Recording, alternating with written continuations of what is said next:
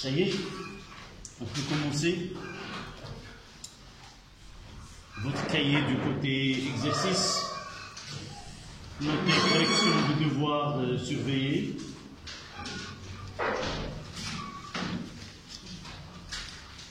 Nada.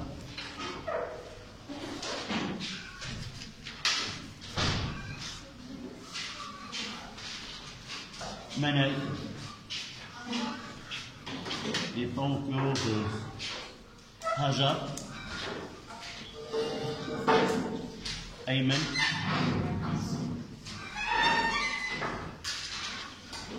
Walid.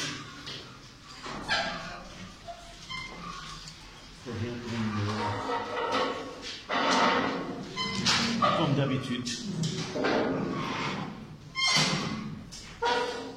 Soukaina. Pas encore présente. Aya.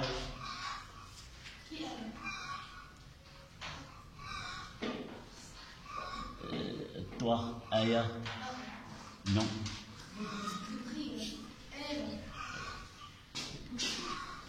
Ben, bravo, tu fais le...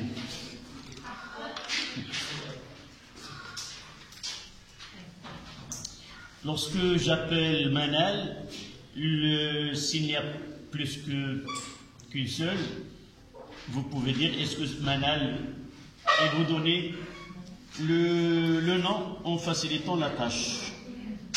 Souhaïla. Absent. Mouna. C'était parfait. Bravo.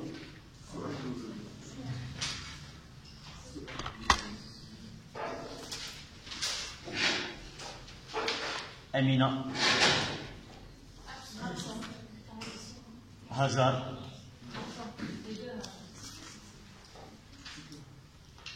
Romeissa. Absent aussi. Ala. Cette fois-ci, j'ai bien prononcé le prénom. Sarah.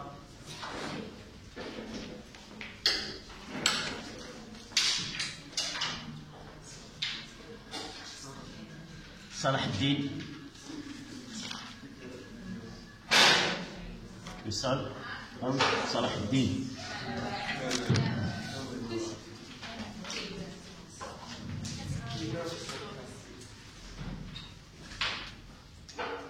Naoufel, je pense, absent.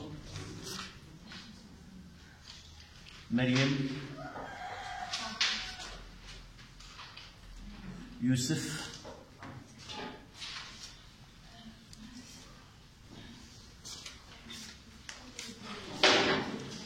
Abdullah.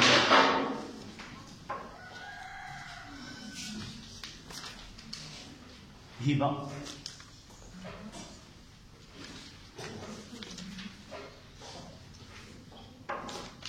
Bouddha. Non.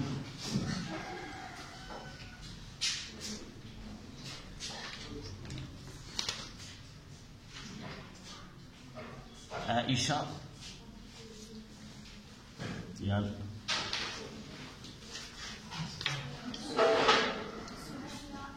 Oui, après ça, je reviendrai. Je refais le... Quelle porte?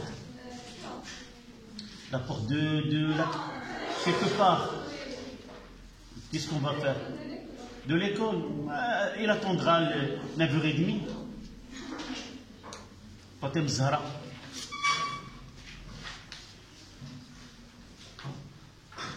Si c'est bien. Bon là. Tu me laisses... non, c'est pas encore... tu as fait le devoir toute seule. C'est pas avec... Ah oui. Je sais pas pourquoi... Comment... Ah oui. Ça fait les trois. Toi, tu n'es pas la seule. Ayman. Yeah. J'ai pas encore... je sais pas... j'ai oublié de les corriger parce que je les ai mis à part, mais si je finis la correction avant, je passerai la porte, parce que même ton devoir, il est différent des autres. D'accord? Je m'excuse pour ce retard-là. L'essentiel, c'est de connaître ta note, mais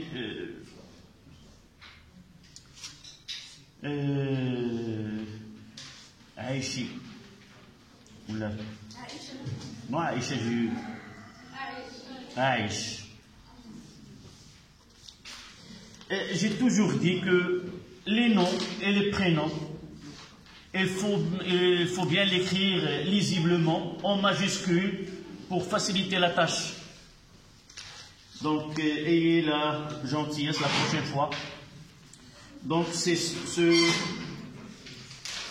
Donc là, je repasse les autres feuilles. Soukaina. Manal. Est-ce que tout le monde a sa feuille? Oui, Raja. Tu es l'unique. Là, tu es l'unique qui n'a pas. Oui, il y a d'autres avec toi qui s'appellent Raja. Raja.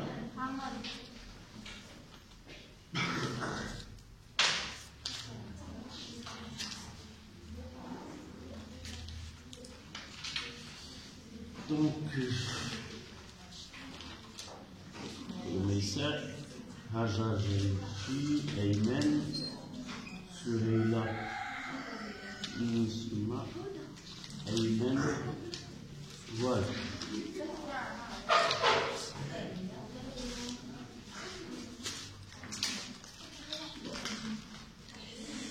Donc, mademoiselle, toi et l'autre élève qui ont fait un devoir à part, si j'arrive pas à les corriger maintenant, en rentrant chez moi, je ferai la correction et je t'envoyer les photos de devoir.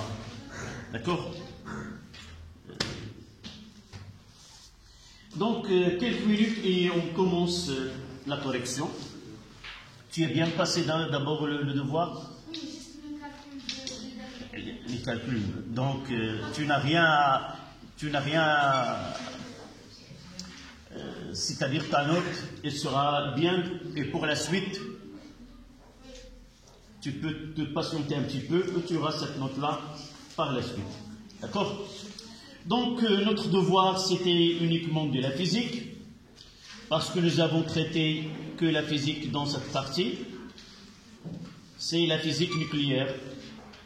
L'exercice commence par une introduction. Mademoiselle, donc tu prends ton cahier, tu fais la correction de ce devoir-là. Je te donne,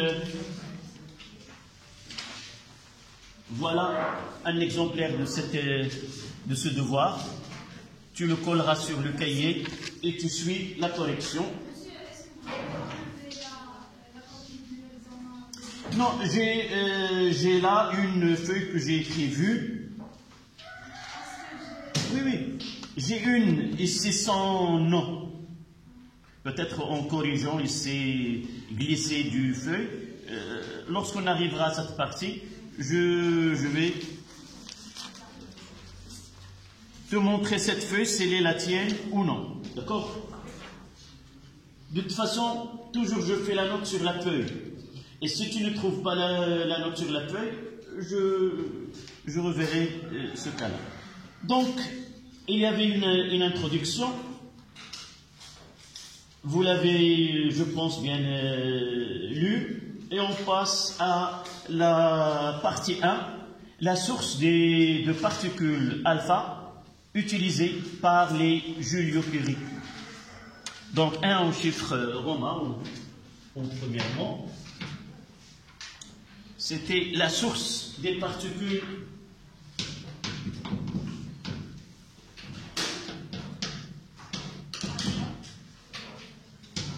alpha.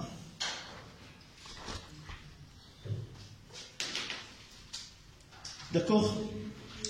Pour le barème, toutes les questions sur un point, sauf si vous avez devant vous cette feuille, la feuille du devoir, sauf la question 3.3, vous pouvez mentionner ces notes sur la feuille que je vous ai donnée, d'accord? Sur cette feuille-là, vous allez suivre les questions un point, vous allez le voir sur le tableau, mais pour suivre, la question 3.3, c'est 1,5 point, et la question 432, 1,5 point. Donc la feuille que vous avez, 432, 1,5 point, et la question 3.3, 1,5 point. Et toutes les autres questions sur un point. D'accord? Je mentionnerai ceci tout à l'heure lors de la correction. D'accord?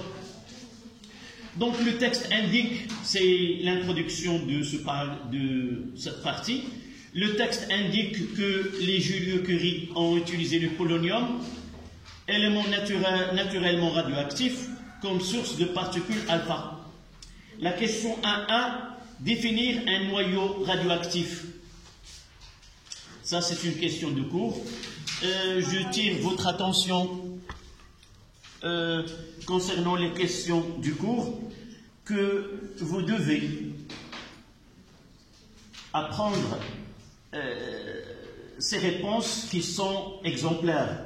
N'essayez pas de vous donner vous-même ces définitions. Parfois, vous dites, il y en a qui ont dit n'importe quoi, une définition avec d'autres choses qui n'a rien à voir avec la définition. J'ai dit que vous devez vous disposer d'un carnet de notes sur lequel vous écrivez ces définitions qui sont connues par tout le monde. Ce n'est pas la peine de vous donner vous-même cette définition. Parfois, vous pouvez donner quelque chose qui est contradictoire dans cette définition. D'accord?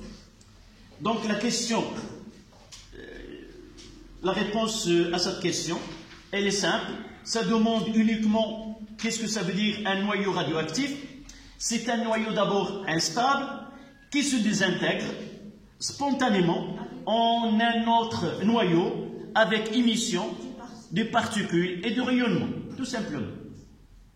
N'allez pas chercher d'autres, donc essayez de vous rattraper d'ici à la fin de l'année.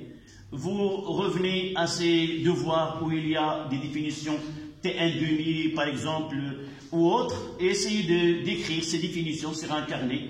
Et là où il y a l'occasion se présente, essayez d'apprendre ces définitions-là comme elles ont été données.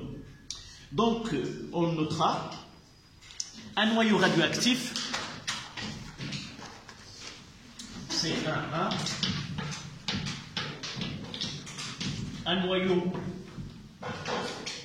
radioactif est un noyau instable qui se désintègre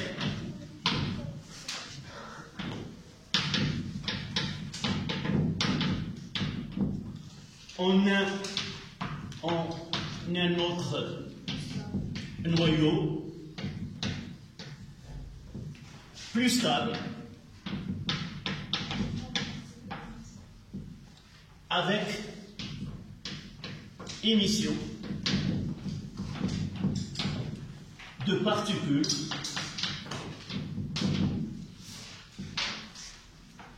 et rayonnement.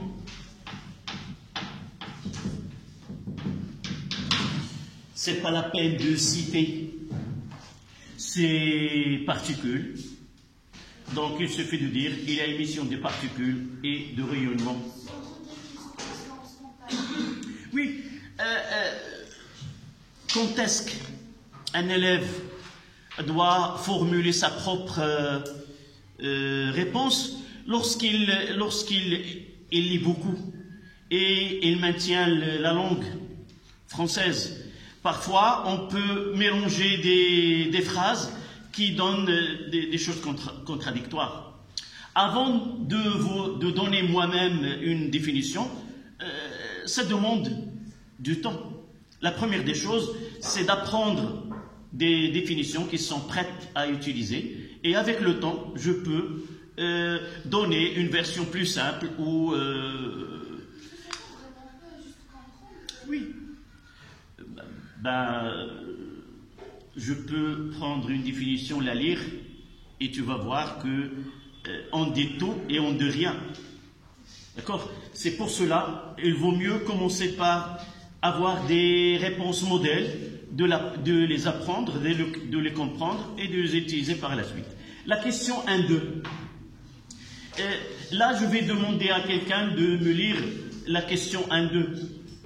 Qu'est-ce qu'une particule alpha? C'est Mohamed. Qu'est-ce qu'il y a?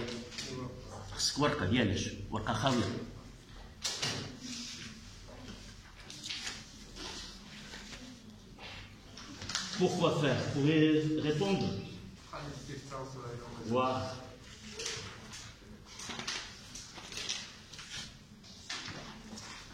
J'espère que j'aurai ici une double feuille. Voilà. Ça y est? Voilà. Donc, passons à la question 1-2. Et pour connaître, pour te donner un contre-exemple à ce que tu viens de dire, un de vous me donne cette définition. Je vais essayer de lire deux réponses. Mademoiselle, tu lis ta réponse à la question 1-2. La particule alpha, c'est une émission de He2 4, c'est un type de désintégration. Oui. Particule alpha est une émission. Tu reprends. Le He2 4, c'est un type de désintégration. C'est un type de désintégration. Autre, Mademoiselle Hajar. Celui qui fait bombarder les éléments et analyser les réactions nucléaires produites. Et si je continue à lire, on va voir que ces définitions ne sont pas vraiment qui concernent la question. Une particule alpha, c'est quoi? Tout simplement le noyau d'hélium. Tout simplement. Qui contient deux. Oui, non. D'abord, c'est quoi? C'est une particule, c'est le noyau d'hélium qui contient, si tu veux bien donner d'autres informations, 2 protons et 2 neutrons, mais et son symbole c'est He4,2 avec 2 plus que nous n'avons pas utilisé ce 2 plus et noté uniquement alpha. C'est pas, on l'utilise comme moyen de bombarder des électrons, mais il entre dans la radioactivité. C'est un type de particule émise. Mais la définition, il fallait faire l'autre. Donc vous notez 1,2. La particule alpha.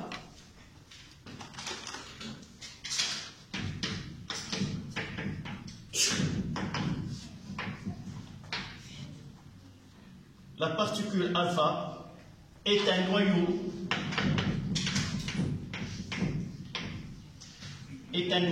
de He4,2.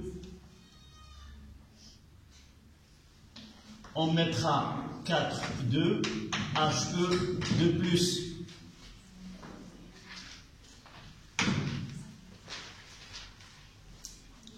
C'est une particule qui est chargée positivement.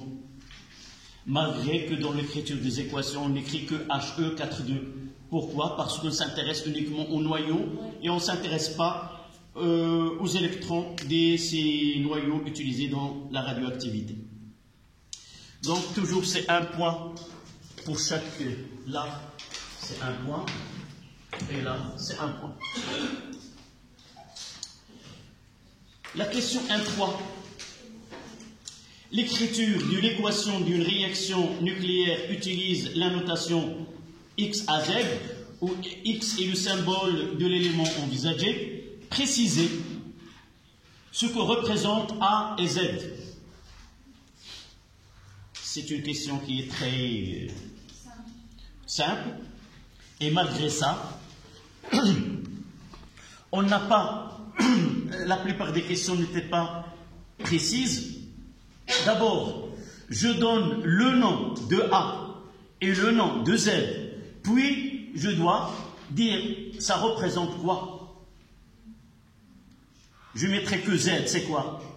C'est le numéro atomique et représente le nombre de protons de le noyau. A est le nombre de masses et ça représente la somme des neutrons et de protons. C'est ça la réponse qu'il doit être, si on veut être plus précis.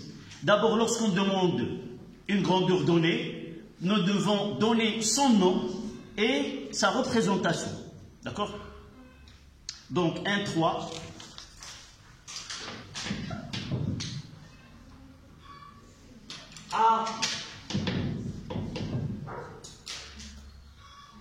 A est le nombre du nucléon.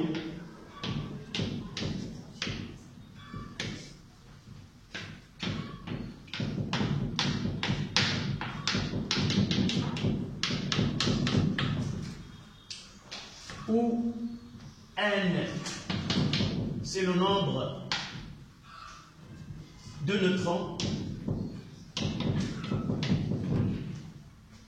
Et P qui est égal à Z, nombre de protons.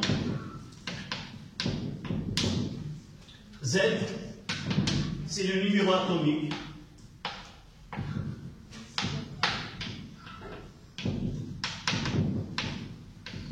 Où Z est égal à P.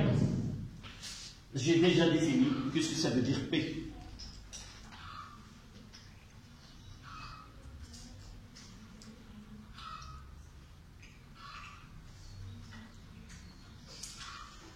La question 1,4, là aussi il y a un point, un demi-point, un demi-point. 1,4, à l'aide du tableau des données ci-dessous, écrire l'équation de la réaction nucléaire pour une émission alpha de polonium-210 dont le noyau est caractérisé par PO 210-84. Donc, j'écrirai C1,4. Le polonium, c'est 240, 210 plutôt, 84. Activité alpha, ça veut dire HE42 plus XAZ.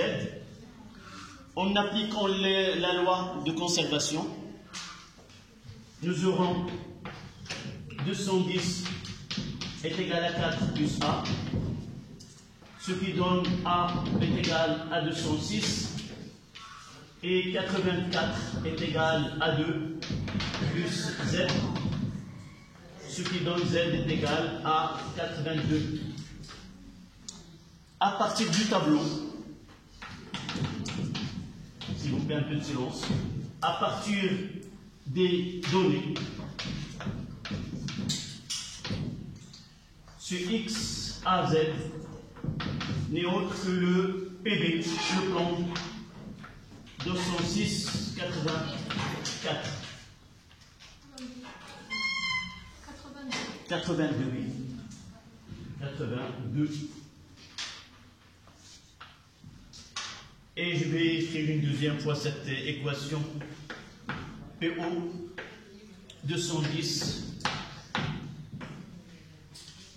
Ça donne, j'ai dit HE 4, 2, plus le PB 206, 80. Et tout cela, c'est un point aussi.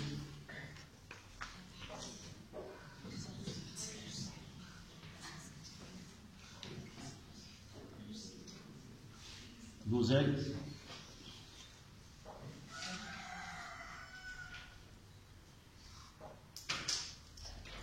Tu écris? Qu'est-ce que tu attends pour écrire?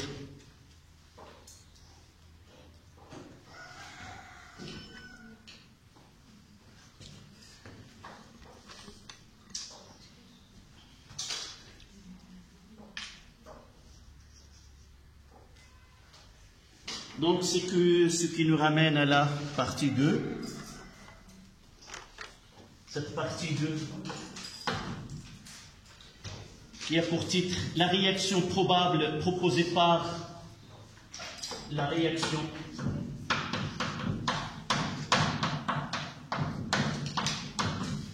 probable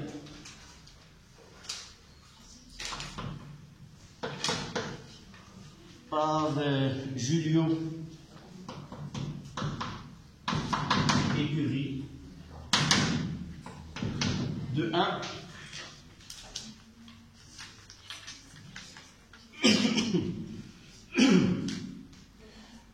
donner la notation, X à Z du noyau de phosphore de symbole P évoqué dans le texte. Donc, c'est le texte d'introduction. Vous allez lire là les données qui concernent le nombre de protons, le nombre de neutrons, et à partir de là, on déterminera le symbole exact de ce nucléide. Donc, le symbole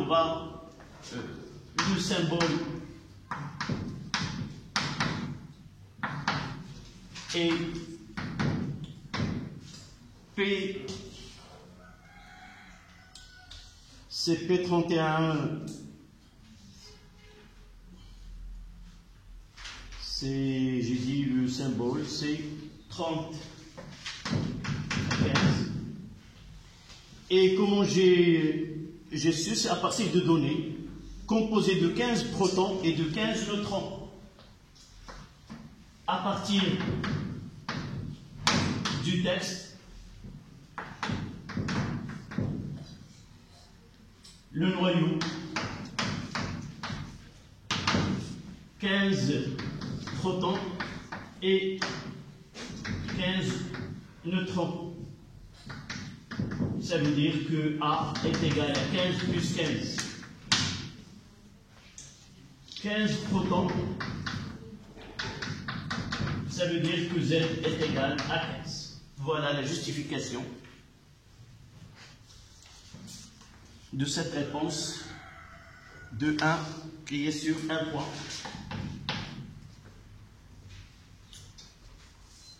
Si on tire du texte des phrases qui mentionnent le nombre de protons et le nombre de neutrons, nous savons que A, c'est la somme des protons et de neutrons, et le nombre de protons, ça représente Z.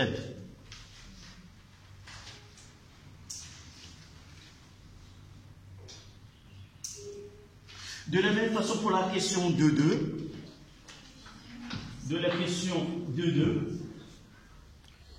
ils ont déjà parlé dans cette introduction du noyau de l'aluminium et de la AL.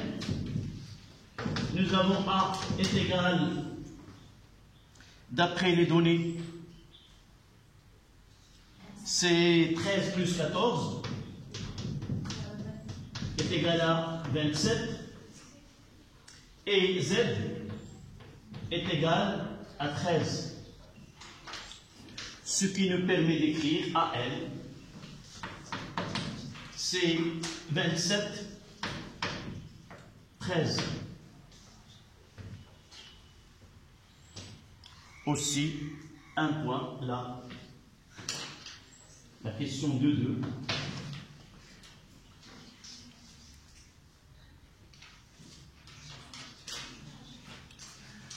Je m'arrêterai à cette question pour contrôler, pour que vous essayez de comparer la correction que j'ai faite avec celle qui est au tableau.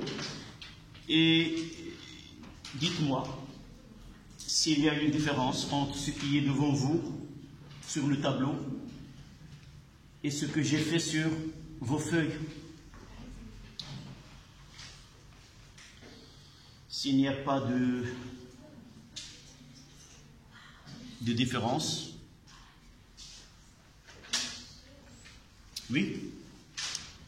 Tu mentionnes la question? 2.2, oui. Sur un point. Comment? Sur un point, la détermination Un point, c'est, si tu veux, c'est d'abord 0,5 pour 1, 0,25, 0,25 et 0,5 pour écrire la formule AL.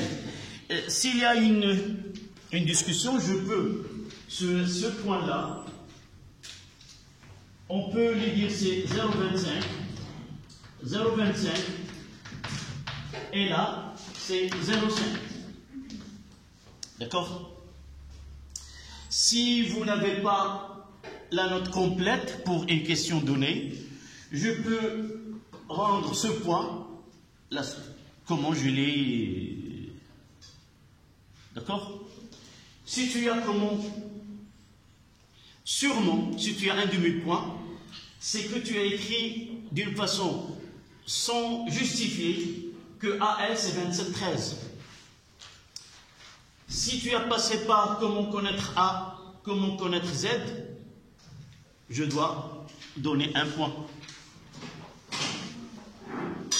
Mademoiselle, tu lui donnes sa feuille, c'est elle qui doit, c'est le plus habile à défendre sa feuille. C'est quelle est cette question? Ah oui. La partie, c'est, oui, que l'équation, c'est exact. L'équation, je reviens à la question. De 2, à l'aide des lois de conservation du texte, loi de Soddy, recopier et compléter l'équation de la réaction nucléaire rendant compte la transmutation de l'aluminium. C'est exact là. On doit écrire AN plus HE. Ça donne N10 plus P. D'accord. Je rectifie le barème. D'abord, à partir de là, j'ai dit, c'est 27,13. Là, nous l'avons déjà, c'est 4,2. Et là, c'est 1, 27, ça donne 30 et 15. Donc là, c'est 0,5 points. Et là, c'est 0,25. Et là, c'est 0,25. Voilà le barème pour la question 2,2. Oui. C'est un demi-point. Comment tu as su que AL c'est 27,13? Et voilà. Lorsque je corrigerai, je fais la correction chez moi, je pose à côté une feuille de brouillon sur laquelle je mentionne. Il n'a pas fait ici, il a fait au brouillon et je note. Je n'ai pas ramené le brouillon, tu n'as pas ramené le brouillon. Moi aussi, je n'ai pas ramené le brouillon. Non, maman, toutes les questions, il faut mettre ceci en tête. Toutes les questions doivent être justifiées, soit par une démonstration mathématique, soit par une justification littérale. On apprend à répondre toujours avec justification. D'accord? Donc, la prochaine fois, si on vous a donné AL 27,13, d'accord, on n'a pas donné, même dans l'équation, il y a des points.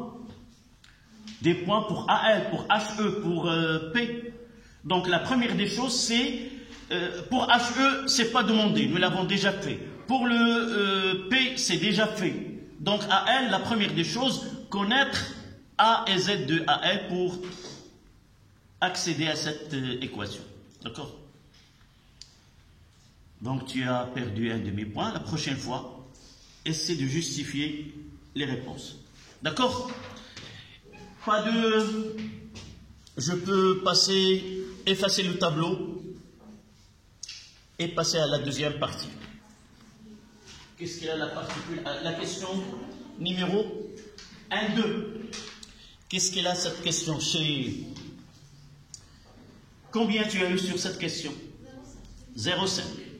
La question 1, 2. C'est-à-dire la particule alpha est un noyau de hélium, 4 de plus. Qu'est-ce que tu as répondu comme... Qu'est-ce que tu as donné comme réponse? Lis-nous cette...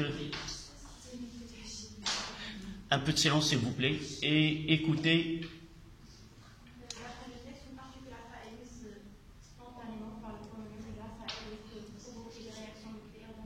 Oui.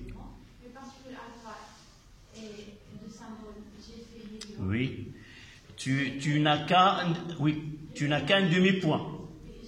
Si on relit cette définition, quelle est la question qu'on doit poser pour que cette réponse corresponde? Non. Tu as commencé, c'est une particule qui relie la première phrase. C'est une particule émise. Ça, c'est une définition de l'activité alpha. Si on vous pose la question, qu'est-ce que c'est l'activité alpha? Vous dites, l'activité alpha, c'est une transformation nucléaire spontanée au cours de laquelle il y a émission de noyaux d'hélium. Là, on demande quoi? Tu n'as répondu que la deuxième partie. Non, j'ai dit au début, mademoiselle, parfois, on fait un assemblage des phrases, une partie il y a qui répond à la question, et une autre partie n'a rien à voir avec la question. Un professeur qui corrige, ça veut dire que tu n'as pas compris c'est quoi la question. Qu'est-ce que c'est la particule alpha? C'est pas ça correspond à quoi? Elle est émise par quoi? La définition là, qu'est-ce que définir la particule alpha, c'est quoi? C'est le noyau d'hélium et tu donnes la constitution de ce noyau-là.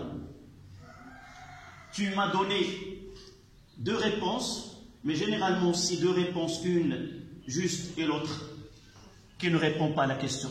En réalité, la question tout entière n'est pas acceptée.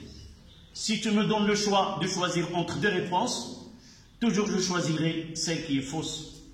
En réalité, j'ai donné un demi-point parce que tu as fait la deuxième partie. D'accord? La prochaine fois, Inch'Allah, pour une autre question, essaie d'être précis dans la réponse. D'accord?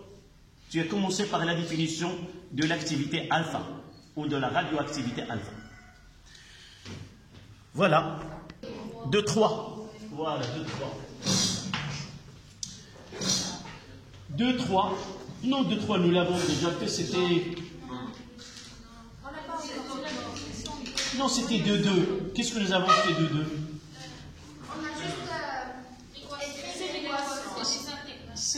C'est l'équation. Non, c'est à propos des 230. Attendez.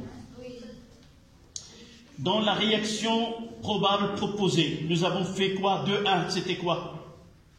C'était la notion le symbole. Le symbole, nous l'avons déjà fait. Donc 2-2, c'était à l'aide du texte, ce que nous venons de répondre. Donc 2-3, à propos des isotopes. C'est le titre. 2-3, à propos...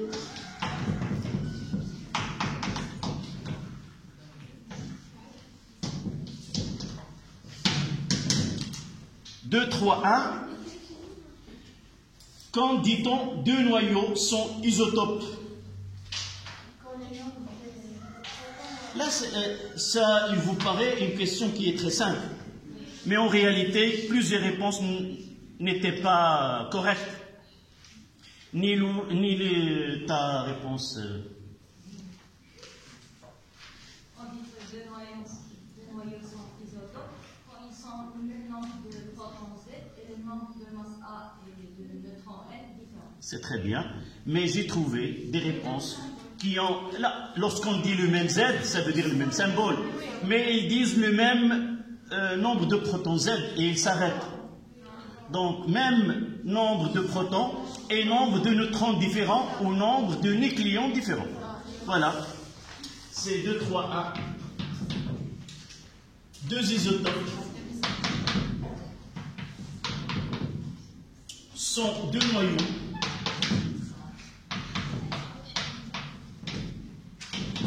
qui ont même nombre de protons et nombre de nucléons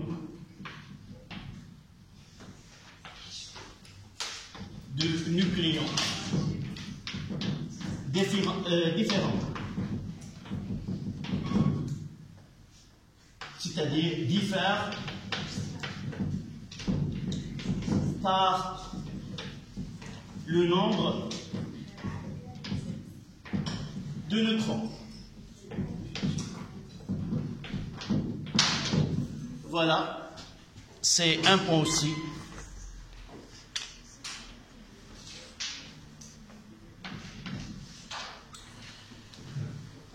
Là, il n'y a pas en réalité un demi-point pour dire même nombre de protons et nombre de nucléons différents, mais c'est la réponse. Et uniquement même nombre de protons, c'est faux. Tu attends qu'on finisse, d'accord? Ça, c'est la question 2.3.1, 2.3.2. Trouvez dans le tableau des données ci-dessous un autre isotope de phosphore que celui évoqué dans le texte. C'est le P3115. Donc le 3.2.2. L'autre isotope, c'est P3115.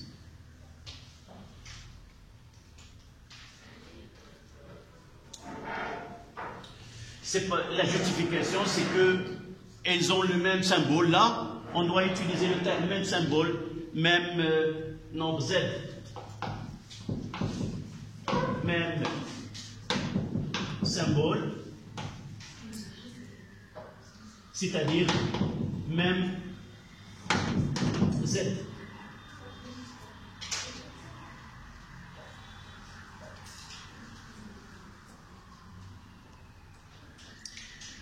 La question de 4. Radioactivité de phosphore. Traduire par l'écriture une équation de réaction nucléaire, la dernière phrase du texte, soit puis le phosphore radioactif se serait à son tour désintégré en silicium stable qui a 14 protons et 16 neutrons en émettant un positon, soit un positon, soit un positron. Donc le symbole de silicium, il a été donné. Donc c'est la question 4.2 et j'ai dit c'est 4.2.1. L'équation CP 3015 donne 0 plus 1 plus le silicium A et Z. Ce qui nous donne 30 est égal, en appliquant les lois de conservation, les lois de Soddy, est égal à A, et 15 est égal à 1 plus Z, ce qui donne à Z est égal à 14. Donc l'équation sera P3015 donne E01 plus le silicium, c'est 30 et 14. Un point.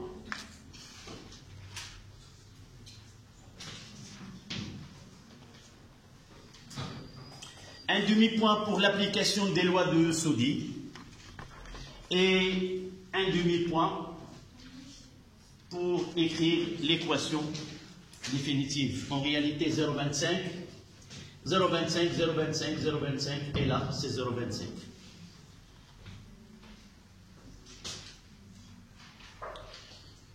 La question 2, 4.2.2.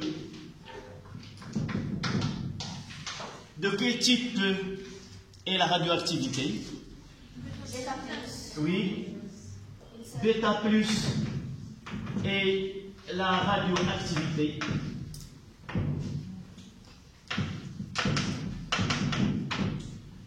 Qui accompagne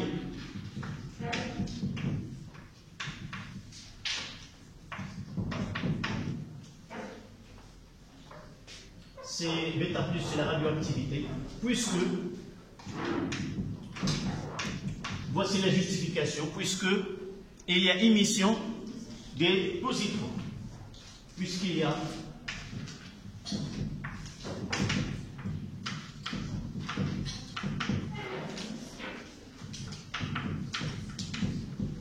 émission de 0,1 des positons.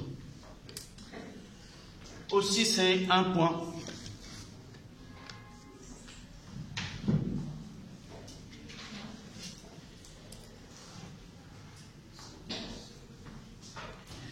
La question suivante, on s'arrêtera 5 minutes pour la récréation. 2,4,3. Lorsqu'un noyau de phosphore se désintègre, un proton du noyau se transforme en un neutron et un positon. En utilisant la notation pour P, N et E, écrire l'équation de sa transformation. C'est simple, 4, 2, 3.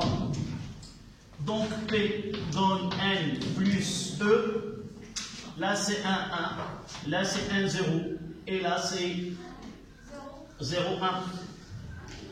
En appliquant donc c'est un point aussi.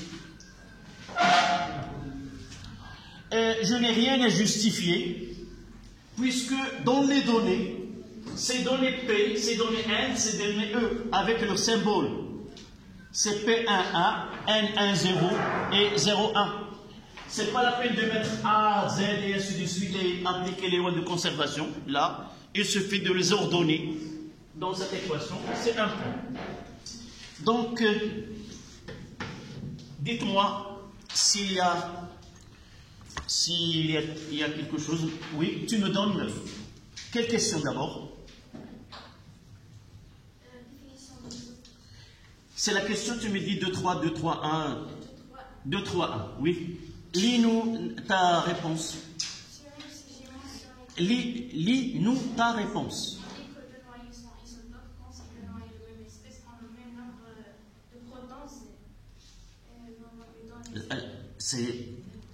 C'est la phrase, c'est là où tu sais t'arrêter. J'ai exprès répondu à ta question avant. Oui. Continue, qu'est-ce que tu vas dire?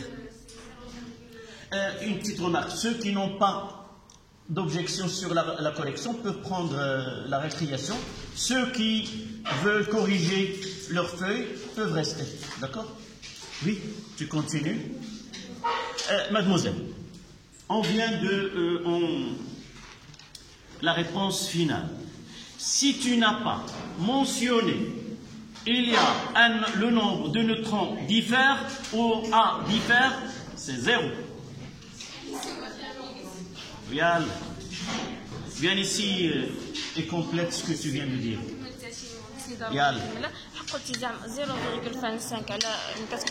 Non, ici, dans cette question, est la loi de tout ou rien. Ça veut dire, soit que tu dis le même nombre de protons et A différent, soit tu dis le même nombre de protons et le nombre de neutrons différents. Si tu dis le même nombre de protons et tu t'arrêtes, c'est 0. On applique la loi de tout ou rien. Assieds-toi, mademoiselle, et attends qu'on commence. خديتي راحتك جيتي مع راسك حتى 9:30 نشدوا عليك الباب وارتاح مع راسك شدتي بليصه et on parlera par la suite. Les échantillons d'aluminium irradié et du bore irradié, donc il est question dans le texte suivent la loi de décroissance radioactive car ils contiennent des noyaux radioactifs. 3.1. soit n le nombre de noyaux à l'instant t est égal t, à l'instant de date t, d'un échantillon radioactif, et n0 le nombre de noyaux à l'instant t est égal à 0. Donnez l'expression de la loi de décroissance radioactive et en notant lambda, la constante radioactive. Donc la question 3a, c'est n de t est égal à n0 exponentielle moins lambda. Lambda, c'est la constante radioactive. La constante radioactive, n0 le nombre. n0 et n ont été définis dans le texte, donc ce n'est pas la peine de les définir. Si la question était donner la loi radioactive, on peut écrire l'expression et définir c'est quoi n, c'est quoi n0, c'est quoi lambda. Mais dans ce cas-là, ayez de lire bien la question. Si on a donné la définition de n et de n0, il vous suffit d'écrire la loi, tout simplement. D'accord? Là, c'est un point. La question 3.2. On a représenté en annexe sur le même graphe les lois de décroissance radioactive de deux échantillons de nature différente, numérotés 1 et 2. L'un des deux échantillons est l'aluminium irradié et l'autre du bord irradié. Déterminez graphiquement le temps de demi-vie, T1 demi, de chacun des échantillons. La première des choses, on vous a donné un graphe.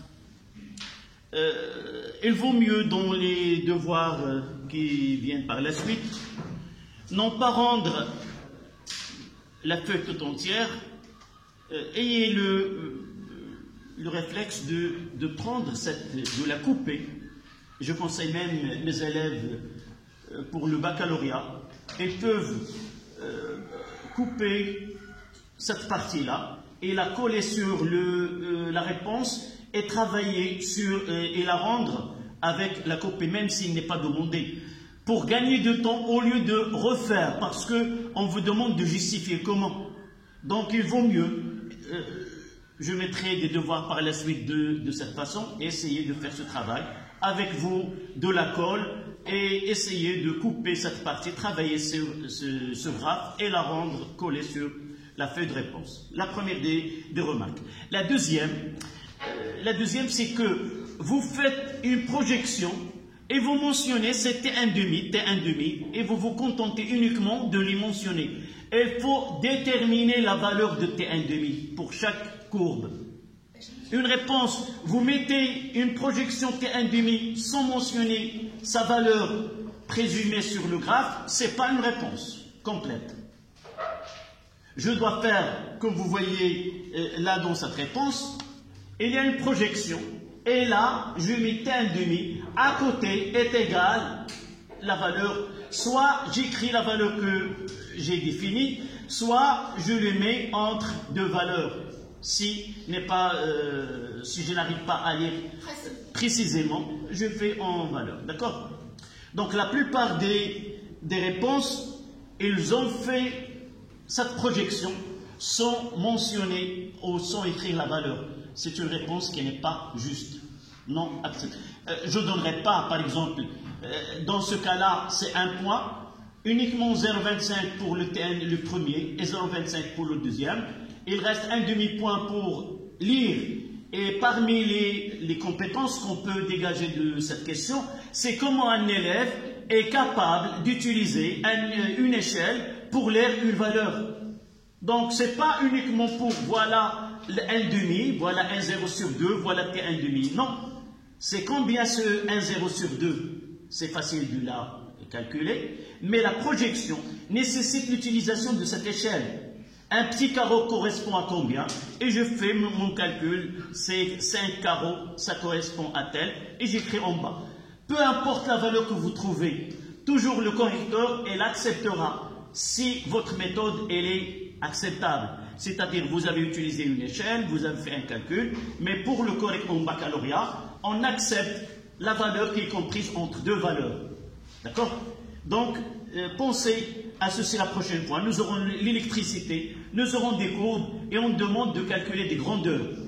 Si on vous demande de calculer, c'est avoir des valeurs numériques et non pas le symbole taux. Si on demande taux, ce n'est pas la peine de mettre ces taux. C'est combien? C'est 1 milliseconde, 2 millisecondes, d'accord?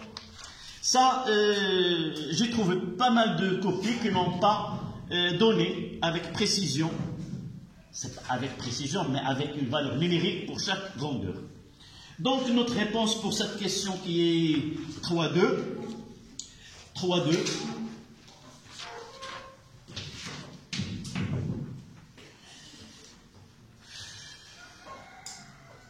Pour T1,5, il correspond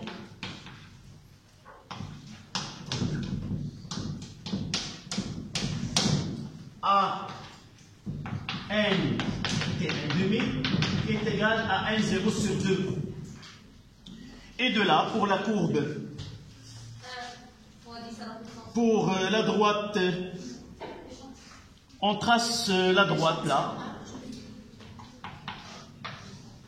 Je vous donnerai la réponse autre que celle que vous écrivez. Je vous donnerai la réponse sous forme d'un PDF ou d'un texte document par la suite. Donc de là,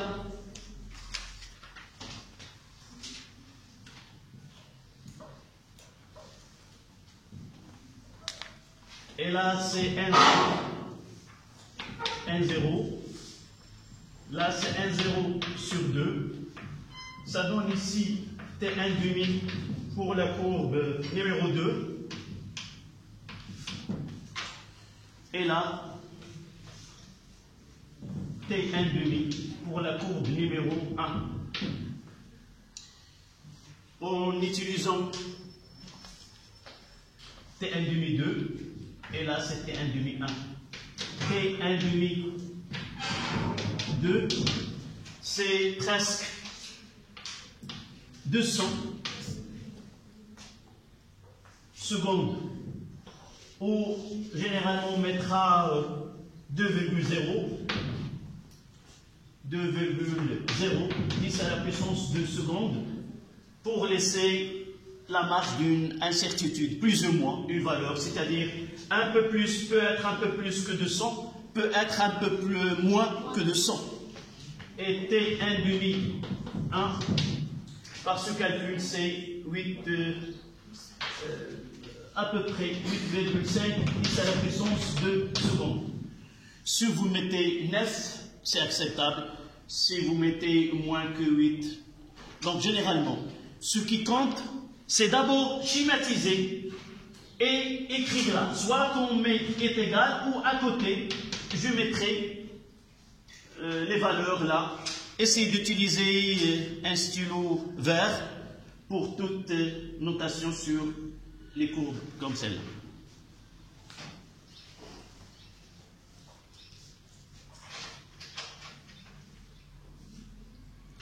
Donc là, c'était la question. À l'aide de texte, là, c'est 3,3. Aussi, c'est toujours un point.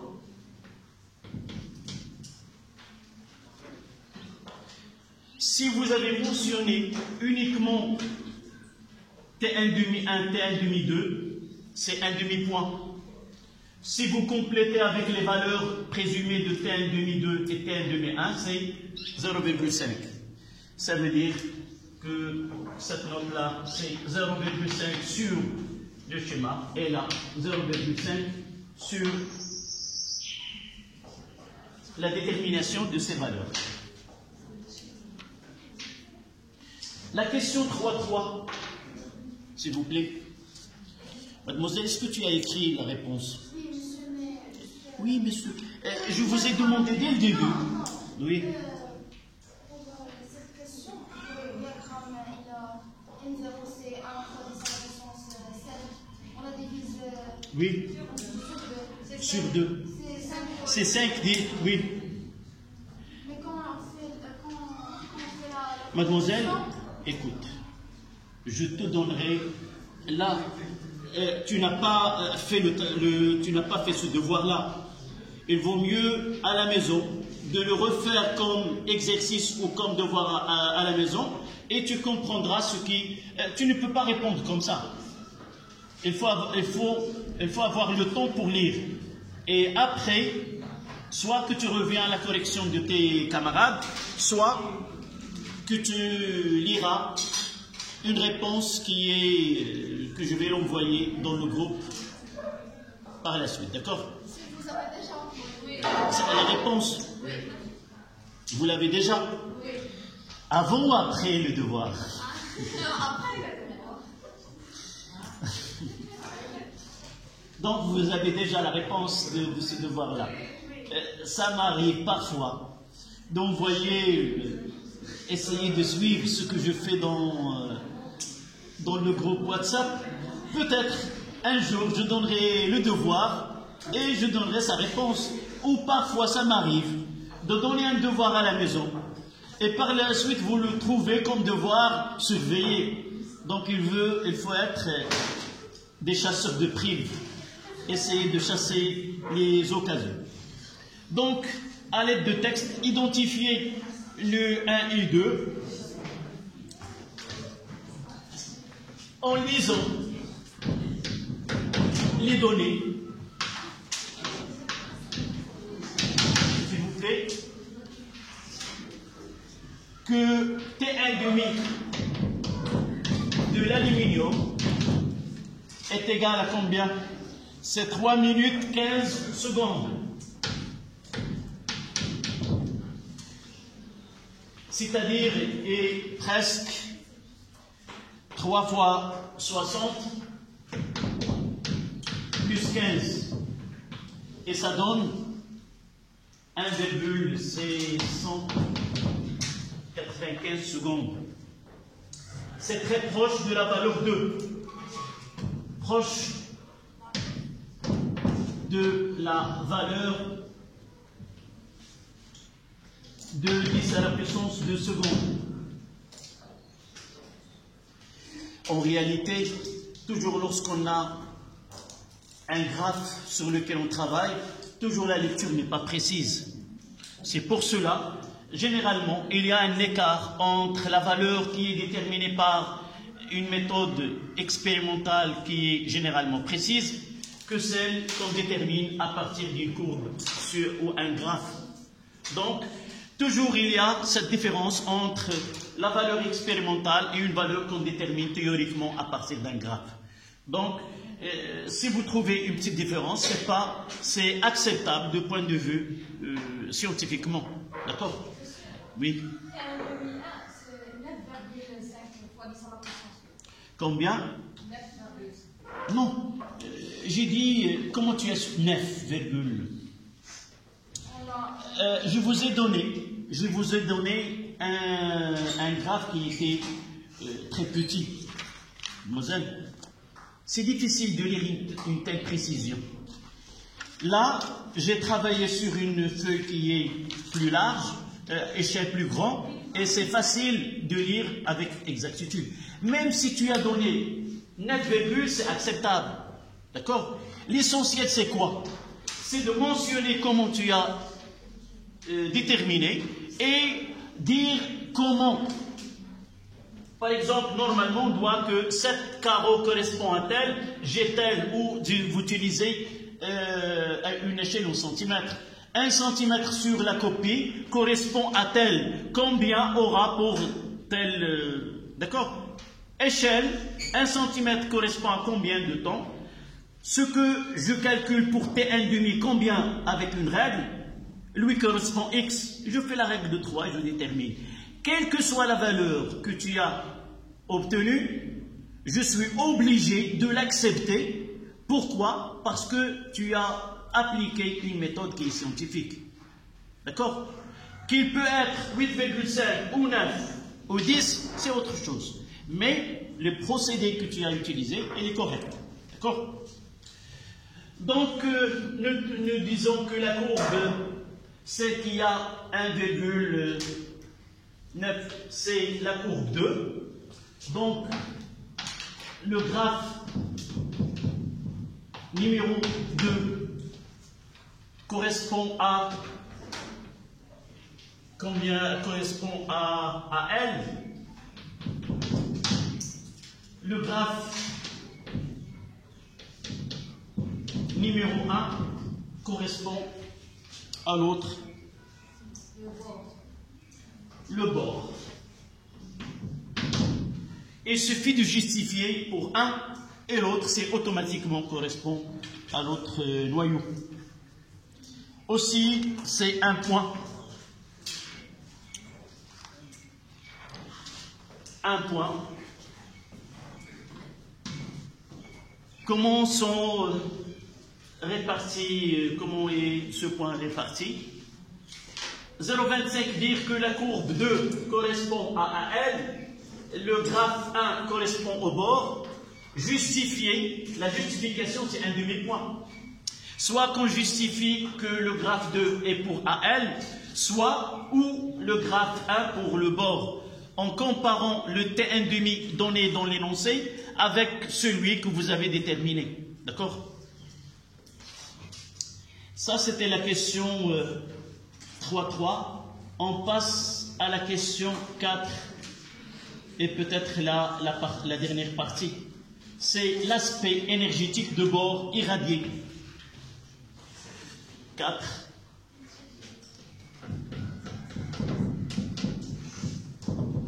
Aspect énergétique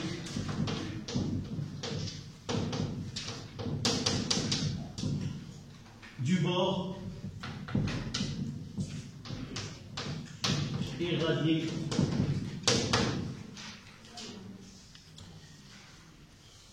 la question ou l'introduction de la partie, c'est la réaction nucléaire envisagée est celle qui donne naissance à l'azote 13 après irradiation du bord 10 par une source de particules alpha. Son équation a été donnée, c'est B10 5 plus HE 4,2, il donne le N plus un neutron, et là c'est 13, et là c'est 7. Cette équation a été donnée. Ils nous ont donné la masse de certains noyaux, ils nous ont donné l'unité de masse atomique en kilogrammes, la célérité de la lumière dans le vide, ils nous ont donné l'électron-volt en l'équivalent de l'électron-volt en joule. La première question, c'était 4.1. Je croyais que c'est une question qui est très simple, mais en réalité, plusieurs n'ont pas donné cette réponse. Énoncer la relation d'équivalence masse-énergie. Oui. E est égal à M fois C au carré. Oui. L'énergie en joule et la masse en kilogrammes et la célérité. C'était très bien, mais ce n'est pas la réponse, la majorité des questions qui ont été posées. Je ne vais pas te demander encore une autre fois de lire ce que tu as écrit. Tu peux nous lire, si tu veux. C'est très bien. La plupart, ils ont écrit delta de E est égal à delta de MC carré. Mais E est égal à MC carré. C'est l'énergie due à la masse. En réalité, je préférais avoir l'énoncé. L'énergie, tout corps de masse M dispose d'une énergie appelée énergie de masse. E est égal à MC carré. Avec M, c'est la masse de ce corps. Et c'est la vitesse, c'est la célérité de la lumière. D'accord? Donc essayez, c'est pour cela que je dis vous devez avoir un petit carnet. Et ce petit carnet doit être avec moi. Ou, toujours je parle comment j'ai fait mon travail. Moi, lorsque j'étais à votre âge, nous n'avons pas d'un téléphone portable. Là, je peux avoir toutes mes définitions, mes données, là. Et une fois, soit je suis de prendre le bus ou attendre quelque chose, je passe à ces définitions-là et je les apprends pour faciliter la tâche. Donc, dans ce cas-là, CE est égal à mc carré. Tout corps de masse m dispose d'une énergie, s'appelle énergie de masse. Là, c'est en joules, là, c'est en kilogrammes, et là, c'est célérité, célérité de la lumière.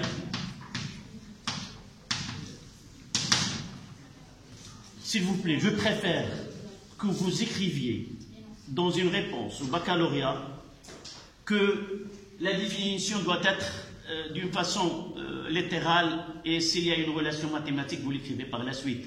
Donnez par exemple le théorème tel, on doit le donner sous forme son énoncé et appliquer par la suite les relations qui sont données. Dans ce cas-là, je commence par la phrase que nous avons écrite. Tout corps de masse m au repos dispose d'une énergie appelée énergie de masse, dont l'expression E est égale à mc carré. C'est pas, vous avez parlé d'un changement, d'une transformation. Ça, un corps de masse m, en sa masse, et uniquement de sa masse, il dispose de l'énergie. Mais nous avons dit dans le cours que cette relation n'est applicable que lorsqu'on parlera de la variation d'une masse que lui correspond la variation de l'énergie. Donc on passe à la question 4.2. En utilisant le tableau des données, vérifiez que la variation de masse delta de m au cours de la réaction nucléaire ci-dessous est de tel delta de m est égal. Donc 4.2, delta de m est égal à la somme des masses des produits moins la somme des masses des réactifs, c'est-à-dire c'est m de n plus m de grand N moins m de B moins m de l'hélium. Il suffit de remplacer.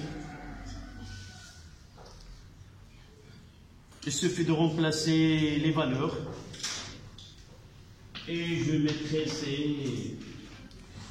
Vous avez les données, c'est 13,001898.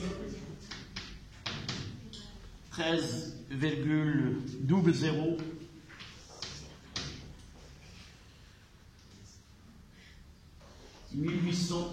1898 plus 1,008655 moins 10,0101. Oui. 0,10194 moins 4,001506. Et ça donne la valeur qui a été mentionnée, c'est moins 1, moins 1,147. U fois 10 à la puissance moins 3. Fois 10 moins 3 U. D'accord? Puisque le tableau a été rempli, je m'arrête pour voir si vous avez des remarques sur ma correction. C'est un point. Oui, là c'est un point. Oui, mademoiselle. Là, je trouve qu'il y a plusieurs... Oui. 3.1. Je vous ai parlé tout à l'heure de comment traiter. S'il vous plaît, une petite remarque. Je l'ai fait à votre camarade tout à l'heure pendant la récréation. Tu me ramènes ta feuille de réponse. Oui, toi. Amène-moi la feuille de réponse.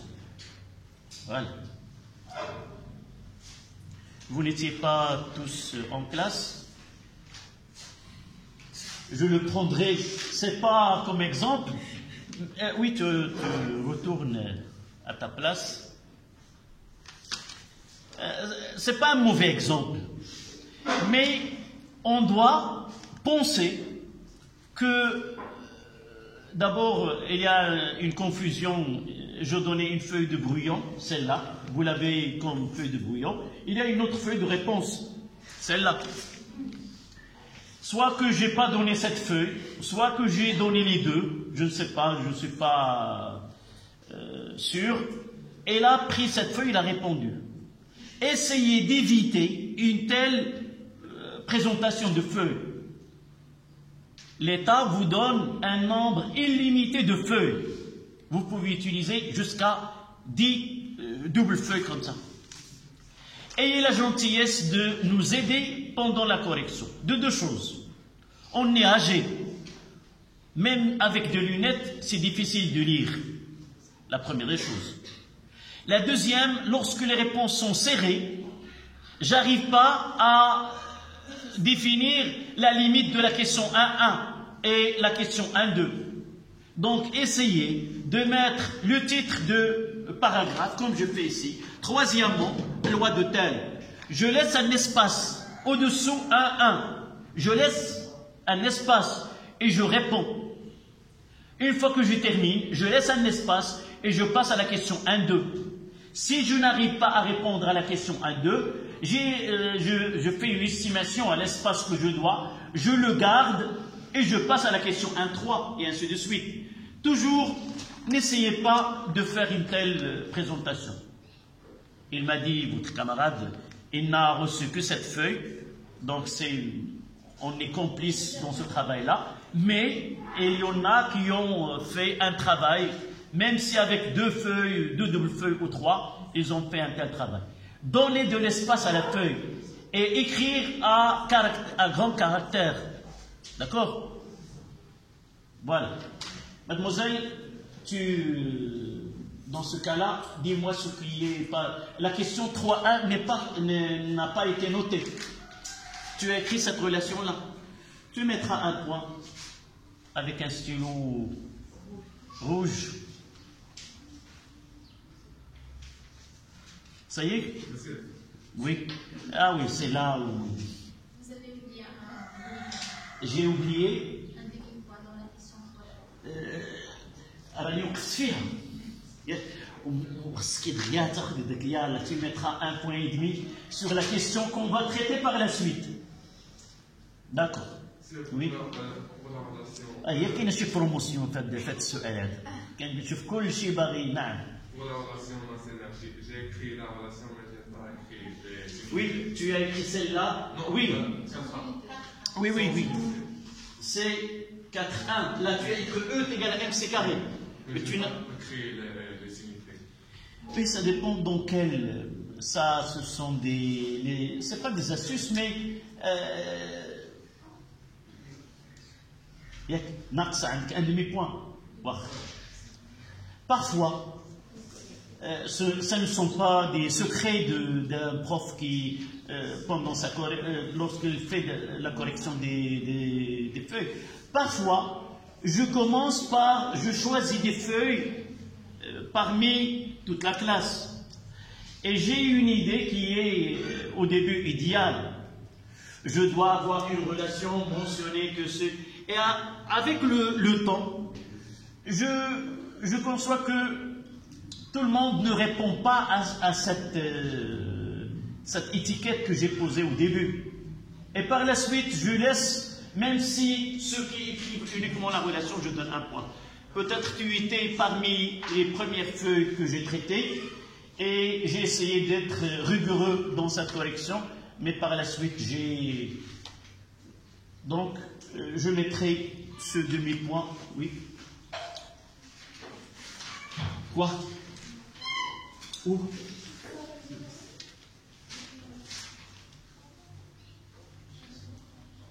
Ici. J'ai rien donné.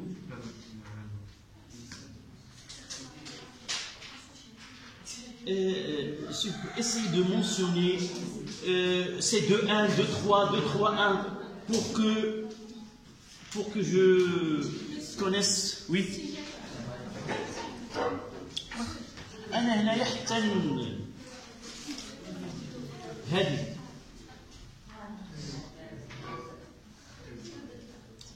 mais juste après ouais. D'accord, bien. Fini. 3. C'est un point. Non, non, c'est un point. Toutes les réponses. Oui. Oui. Fini. 4-2. Oui.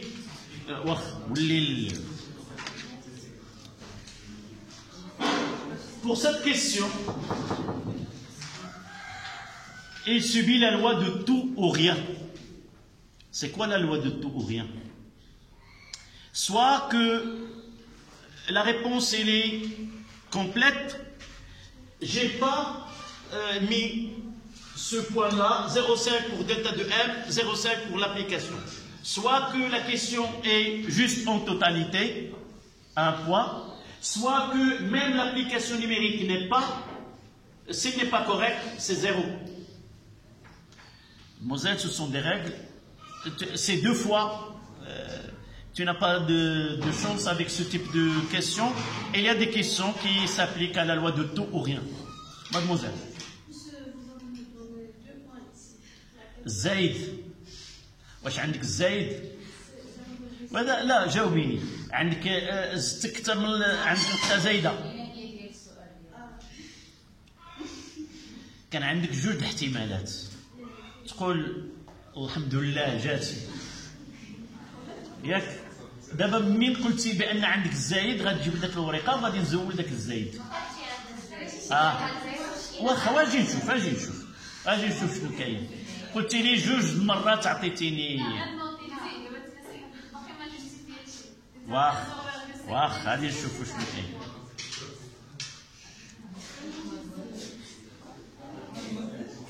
شنو مال هادي Non, pour la réponse ديال justification.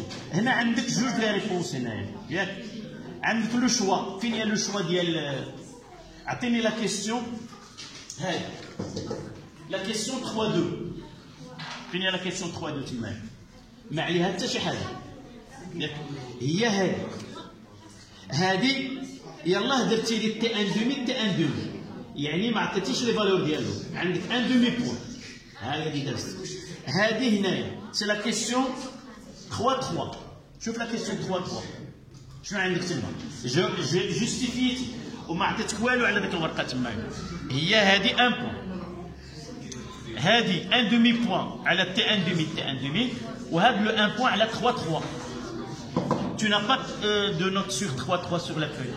Voilà. C'est réglé. S'il vous plaît, un peu de silence. Non. Non, c'est faux.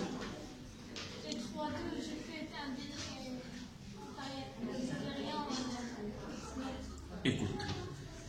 Là, il y a un point dans cette question. Nous avons deux choses à faire.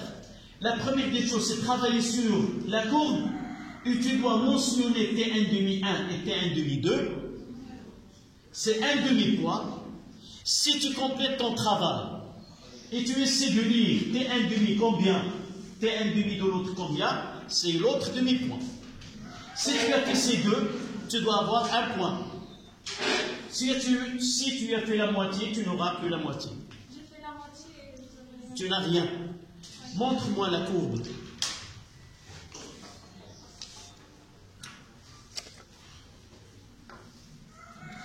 Là. Normalement, j'ai écrit vu. Ça veut dire que j'ai noté quelque part. Ramène-moi ta copie. C'est la question 2-2. 3-2. 3-2. Voilà, 3-2, tu as un demi-point ici. Non, c'est pas 3-3. C'est 3-3, un demi-point. Ouais. D'accord. Et là, oui, t'es un demi. Là. Où tu as fait un demi? Voilà.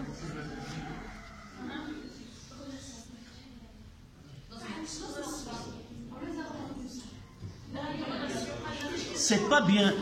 C'est pas bien. Parce que le schéma est plus... لا علاش ما تاخذش ستيل وخضر؟ شنو غادي يوقع؟ لي ميزون باش يبانو. وانت كتبتي بزرق هنايا.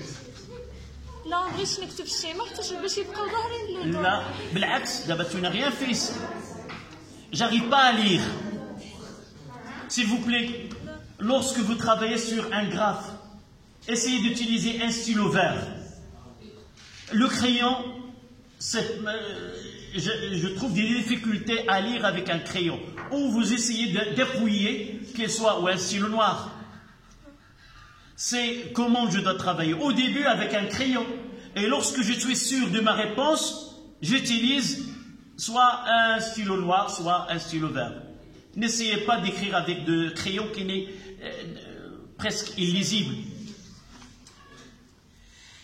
Ceci est dit parce que si cette réponse est au baccalauréat, vous n'aurez rien. Donc c'est pour cela qu'il faut penser comment je dois présenter mes réponses et qu'elles soient lisibles pour le correcteur. La feuille. La feuille.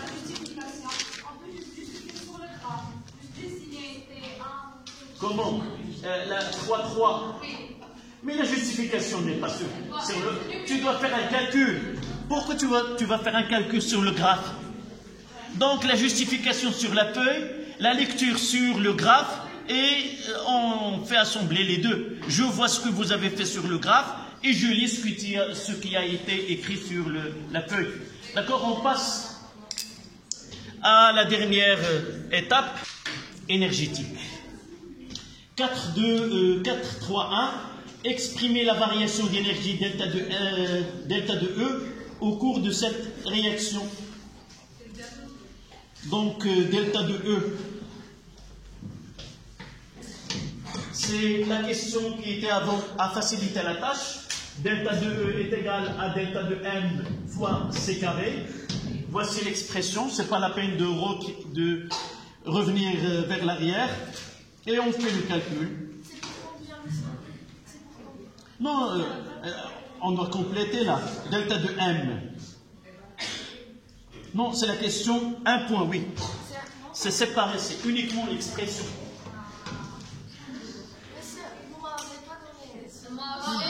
Moi aussi. J'ai dit, c'est vers la fin, c'est on fait, c'est une promotion. C'est pas grave. C'est pour cela que je fais la correction. Et vous avez des feuilles. Il manque un point. Tu as 19. Ah oui, d'accord. Yalla. S'il vous plaît, pour compléter. Là, c'est un point. En finissant, mademoiselle. رامي دخلتي غير كدور وتهداك ومرة نبقى نخرج. انت كتبتي بعدا tu as la réponse de devoir. وشنو تبارك الله انت سفيرة متجولة عندنا هذا الصباح ولا شنو؟ Non, est-ce que tu as écrit la correction? ونسيتي غير الكاين ما نسيتي شي حاجة واحدة أخرى الدماغ ديالك ولا كاين ورقة فين كتبتي؟ Donc le calcul ça donne combien ici? C'est 4. Donc je donne le barème et je vais essayer de calculer. Je donne les réponses parce qu'on vient d'écouter on prendra une petite. C'est 1,5 point. Pour le calcul, ça donne combien? C'est 1, c'est moins 1,07 MeV. L'application numérique, c'est moins 1,07 MeV. C'est 1,5 point. Dernière question. Monsieur, 1,5 point pour le calcul. La question 4,3,2, 4,3,2, 1,5 point. Écoute, non. celle-là, c'est 1 point. L'autre, 1 point et demi. Delta de E est égal à moins 1,07 mètres. Dernière question, s'il vous plaît. Delta de E, elle est négatif. Elle est libérée. Donc libérer le signe pour justifier le signe, c'est delta de E. La dernière question, delta de E, il est négatif car c'est une énergie libérée. Voilà, c'est 1 point pour la dernière question. Y a-t-il ceux qui n'ont rien à corriger peuvent sortir, et ceux qui ont les feuilles la séance prochaine. Oui. Je reverrai ceux qui n'ont pas été delta de E. 1 point reste. Oui.